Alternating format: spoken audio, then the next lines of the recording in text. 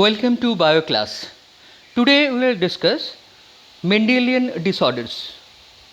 You have to know that genetic disorders may have grouped into two categories: Mendelian disorder and chromosomal disorder. Here two distinct according to their some distinct feature. If we see it here, you can see that the Mendelian disorders and the chromosomal disorders. Here if we take a look that in Mendelian disorders, so the alteration of the single gene it is there, but here it is absence of any chromosome or more chromosome, abnormal arrangement of the chromosomes, all this the chromosomal chromosomal disorder. They are in Mendelian, they are transmitted into generation to generation according to that Mendelian principle of inheritance. But in chromosomal, they are not transmitted as affected individual. Sometimes that individual is sterile because of that abnormal meiotic divisions. In Mendelian, that is recessive dominant. These two different types are there, but here it is in chromosomal. It is dominant in nature. In chromosomal, that we can see that autosomal, autosome containing 6 chromosomal. These are. So here it is. Okay. So just take a look. Hemophilia in Mendelian disorders, the most common in Mendelian disorder: hemophilia, cystic fibrosis, sickle cell anemia, color blindness, phenylketonuria, thalassemia. Out of that, this underline that hemophilia, sickle cell anemia, phenylketonuria, thalassemia in your syllabus. Thalassemia is not in your book, but it is there in supplements. Okay, you have to study that. Okay, so first we can start that here. How we have to study? Look at this one. See that genetic disorder here it is chromosomal and the Mendelian. In chromosomal, here the autosomal and the sex chromosome. I think everybody you can understand the autosome. In case of human being, it is 22 pair, and in sex chromosome X and Y. Okay, so any abnormalities in their autosomes, that will be the autosomal disorder. In chromosome, so that here the 21 trisomy Brown syndrome. Here in the sex chromosome abnormalities, Klinefelter syndrome. So these are in the syllabus. In that the Mendelians, that here also it is an gene mutation in autosome and the sex chromosome. In autosome, if gene is mutation is there, then sickle cell anemia, it is in the syllabus, and some others also there. And in sex chromosome, if it is in abnormalities there, then hemophilia. These are in your syllabus, so systematically we will study that. So in your book, at first is hemophilia, it comes, then sickle cell anemia, one by one we have to study it. So here hemophilia is sex-linked recessive disease which shows the transmission from the unaffected carrier female to some of the male progeny. So that you have to understand at first. The first, if we take one board, look at here X chromosome. In X chromosome, here X chromosome, that is female and that is male. Okay, now hemophilia is a recessive disease. So if I indicate that hemophilia H, so that here is a recessive structure. Look at here. Carefully look at this part. Now look at this. It is found in the X chromosome, not in Y chromosome. The Y chromosome here, nothing. It is there only, but no effect. Now problem in case of male, that male is having only one X chromosome. So if this X chromosome is affected by this hemophilia, so that the male individual will be hemophilic. But in case of female, there is another option. Look at here. When it is both the X chromosome is hemophilic, so that it will be the disease affected, but another will not be there. See, look at here. This looks like normal. I mean normal female, but we are calling it the carrier, the carrier of the disease hemophilia. Look at here. This female normally looks same as the normal female, but she will carry one hemophilic gene. It means that next generation this hemophilic gene it may express. Okay. So if we see it in this,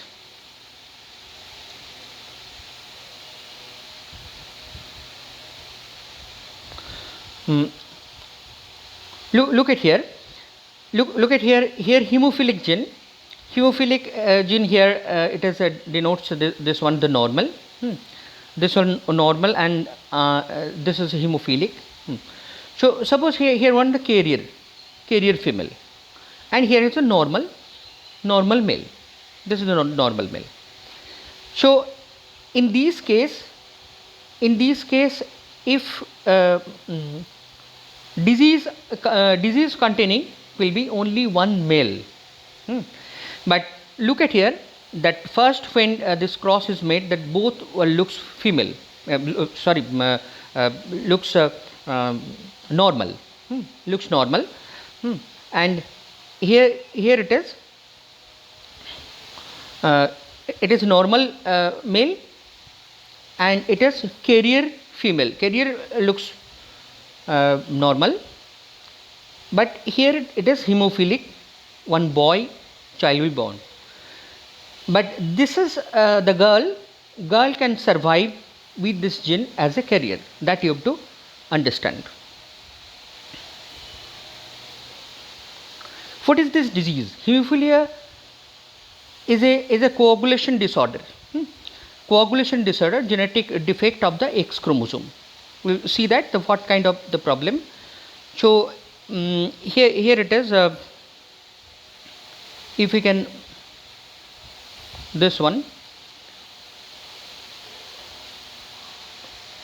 Look at here. There is some factor of blood coagulation. Plasma coagulation factor 8 in case of hemophilia A, and factor 9 in case of hemophilia B. These are the involved in this. Okay, and prolonged bleeding, trauma, hematoma, bleeding in joints, all these things will occur. It means the blood will not coagulate at all because of the defect in blood coagulation factor 8 and 9. All right. So these things, it is there. This is also called the royal disease because that Queen Victoria shows this. Remember the all hemophilic. Here you can see this one.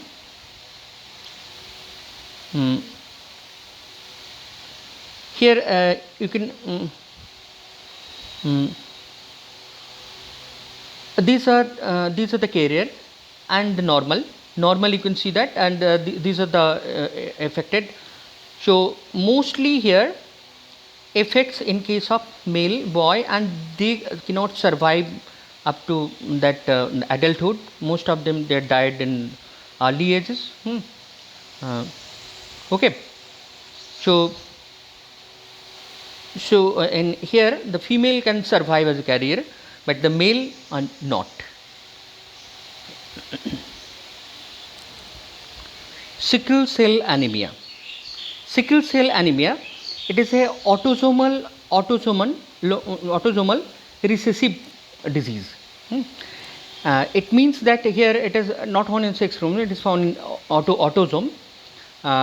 Here look at here, this combination only causes that sickle cell anemic disease, whereas another combination where it is recessive, that is why it will continue as a normal.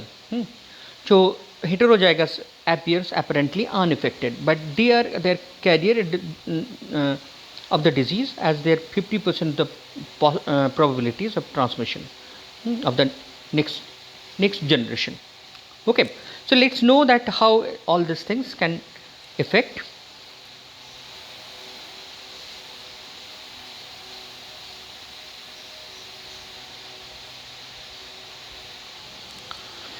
In chromosome number 11, the normal gene of that hemoglobin contains GAG, it is available. GAG will form that amino acid, it is glutamic acid, which is normal. In the normal case, which is found in the beta chain, so this peptide will form. But look at here just one change here, instead of GAG, here GTG. So this type of here the mutation takes place, so that the complete definition changes, and here instead of glutamic acid, the valine will produce. Okay, so when valine will produce, that everything, I mean the protein, the structure, it will be changed. Okay, and we can see here the physical change of this red blood cell. Red blood cell turns into elongated sept. So normal red blood cells turns into sickle type of cells, which is given in your book, that very nice diagram. You can see that here normal, here it is sickle cell. It is due to the small change here. Okay. Look at here that this mutant hemoglobin molecule undergoes the polymerization under low oxygen tension, causing the change its shape, and RBC from the biconcave disc to the elongated sickle disc. Ultimately, that this type of structure, it will break easily, and it cannot carry oxygen properly, and so that destruction of this cell, the anemia will occur, which is called the sickle cell anemia. Next, we will see that phenylketonuria. Phenylketonuria. Here it is inborn error in metabolism, also inherited, it's autosomal recessive. Here it is the problem, it occurs that here one enzyme is lacking, so that phenylalanine cannot convert into tyrosine. And tyrosine is very important for the thyroid hormone, dopamine, epinephrine, all this. So here the mental retardation will take place, that kind of child. Here we can explain it in this, we can look at here. Look at here phenylalanine here structure. Here is the enzyme, phenylalanine hydroxylase. This enzyme is lacking in this disease. Okay, and so that the tyrosine will not form, and here the tyrosine functions, thyroid hormone, dopamine, the melanin, all these things will not occur. So here if we see this one, what exactly is there in this. So look at here, phenylalanine. Phenylalanine has to convert into tyrosine with the help of phenylalanine hydroxylase. Okay, this gene is not there and present in chromosome number 12. Chromosome number 12, that gene is not there, which can produce that phenylalanine hydroxylase. Okay, so that the tyrosine will not produced. Instead of that, when it is not produced, it converts with alanine and phenylpyruvate acid or phenylpyruvate. This phenylpyruvate further it is converts into phenyl acetic acid or phenyl acetate, phenyl lactic acid, or phenyl lactate. All these things will accumulate in the brain, and it cause the mental retardation of the patient, or newborn. The babies. It will occur. Okay, that is about the phenylketonuria, PKU. Next is thalassemia. Thalassemia, it is a genetic defect caused by the absence of the globin chain. Here we know that in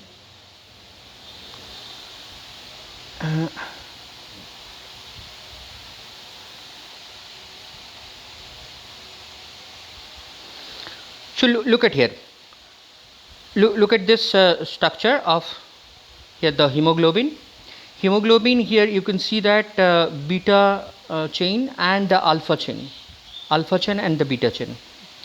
This alpha and the beta chain, if any of that chain is reduced to its structure due to some genetic reason, so that the alpha and the beta thalassemia will occur.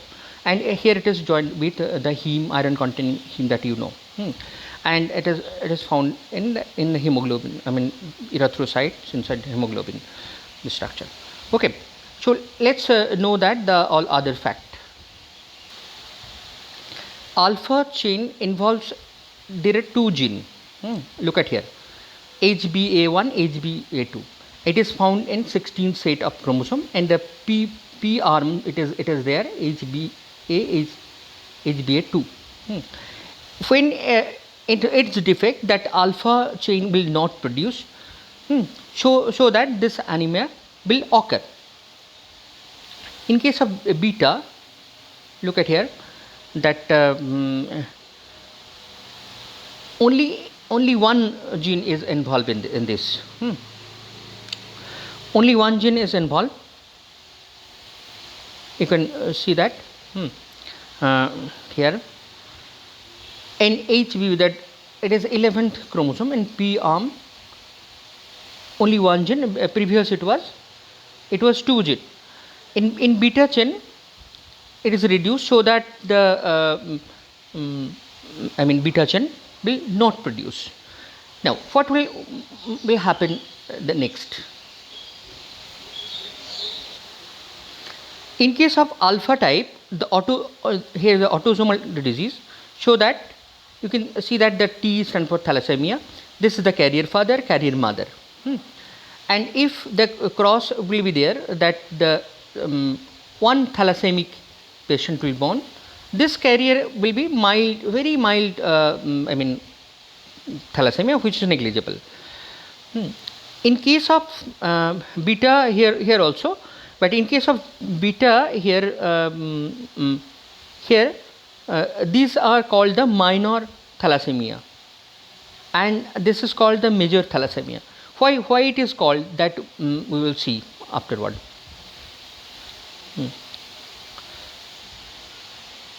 Take a look, this part is carefully, very important here. Look at here, the alpha thalassemia having the two gene. Okay, we are taking only that A1, A2. So if all the capital here, it is normal, no thalassemia. Look at here, maybe one it is a recessive gene. Recessive genes means it means that thalassemia may happen. Now, it can be two recessive gene, so that the mild anemia is possible. So in these two cases, the first two cases, when all dominant, when one recessive, it is normal, and here it is very mild anemia is there, and when it is 3 and 4, then we can see that the alpha thalassemia. But in case of beta thalassemia, it is not there, when it is only one gene, so that it is normal. Here this is mild, which is called the minor thalassemia, and it is major thalassemia.